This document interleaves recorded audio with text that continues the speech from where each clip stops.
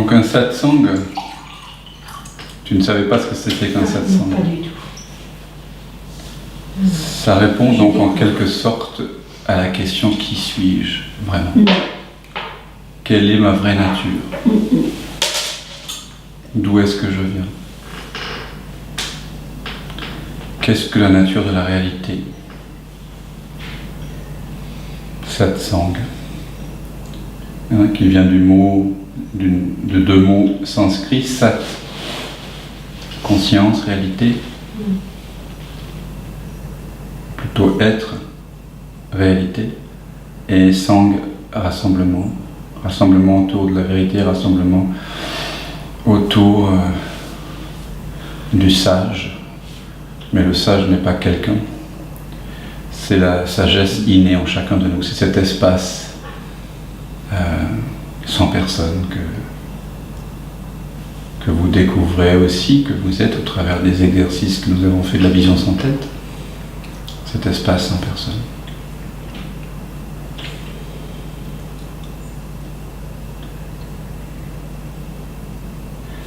Donc en nous tournant l'attention vers nous-mêmes, nous découvrons, ô stupeur, grand Dieu, il n'y a personne au bout du fil.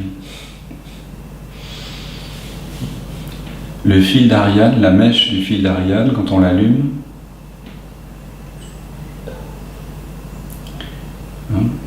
amène vers une implosion du moi, de l'illusion d'être quelqu'un. Et on se retrouve dans une sorte de présence en fait, de chute libre, de non-savoir, d'ouverture. Alors là, de calme. De calme. Quel mot vous mettriez dessus? Sérénité, sérénité. Moi, je Sérénité. Sérénité. Moi, expansion plutôt. Expansion, oui. Et toi?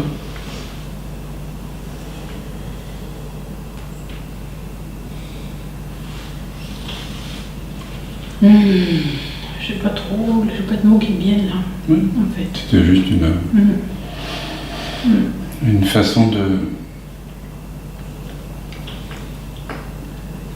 de voir qu'en fait, aucun mot ne peut l'emprisonner, les mots sont caducs. Alors on utilise le mot présence, le soi, conscience, conscience inconditionnée, conscience sans forme, le sans forme, l'esprit du Bouddha, le non-esprit. On utilise beaucoup la négation, l'absence de visage, la vision sans tête. L'être. L'être. Dieu, si l'on veut.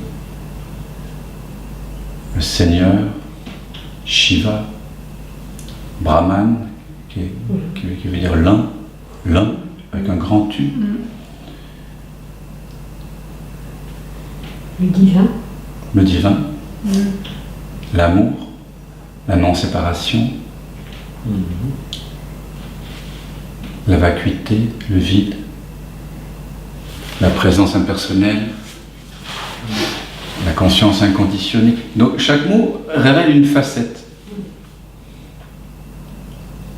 Si je dis présence, avec un grand P, ça met l'accent sur le fait que c'est toujours là. Alors on pourrait dire l'omniprésence, avec un grand O. C'est omniprésent, c'est toujours là. Si je dis amour, ce n'est bien sûr pas l'amour sentimental, passionnel, de la relation entre deux personnes, c'est l'amour avec un grand A, l'amour inconditionnel, donc ça met l'accent sur la non-séparation entre l'espace et ce qui apparaît en lui. Si on met le mot inconnaissance, il y a un très beau livre anglais du XIVe siècle, je crois que ça s'appelle Le nuage d'inconnaissance, où on remarque que pour accéder au divin, il faut aller dans l'inconnaissance, dans la partie la plus haute de l'âme, c'est l'inconnaissance. Voilà. Quand on ne sait plus rien, le divin peut ensuite nous pénétrer de toute sa lumière. Quand on croit savoir, quand on prétend savoir, on a fermé la porte au divin. Donc l'inconnaissance, avec un grand titre, le non-savoir, qui n'a rien à voir avec l'ignorance. Donc là, ça met l'accent sur une sorte d'humilité.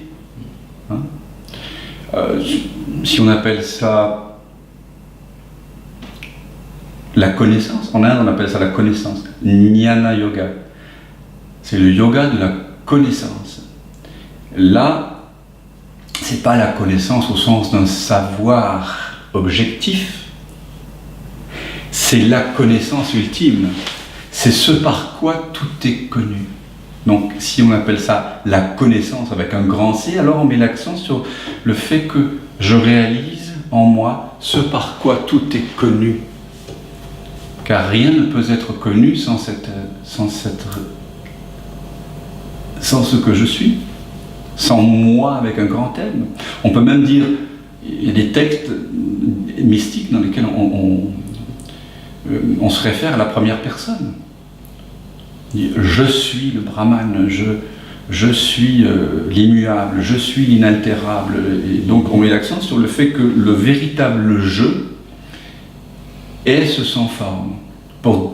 Alors là, pour indiquer que c'est en vous-même que vous pouvez trouver la vérité. Le royaume est en nous.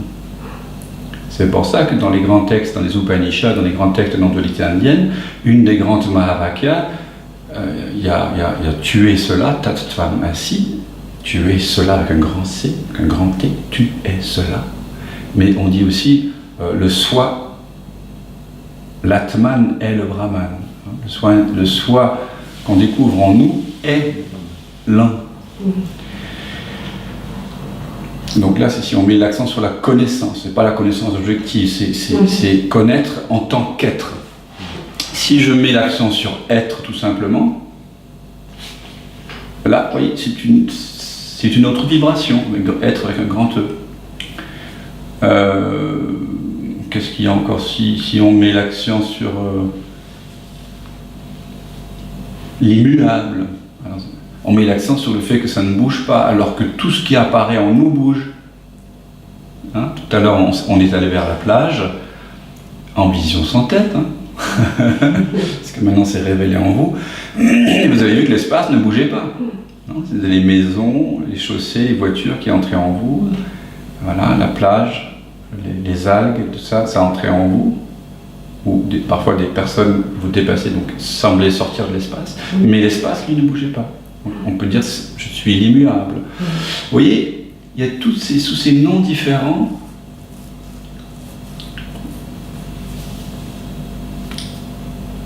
On pourrait dire aussi l'attention impersonnelle, pour mettre l'accent sur le fait qu'il n'y a pas d'intention personnelle. On peut dire la vie, avec un grand V. Et à chaque fois qu'on approche cet espace, cet indicible, par un mot ou par un autre, on le réduit, et en même temps on met l'accent sur une facette du diamant. Hein.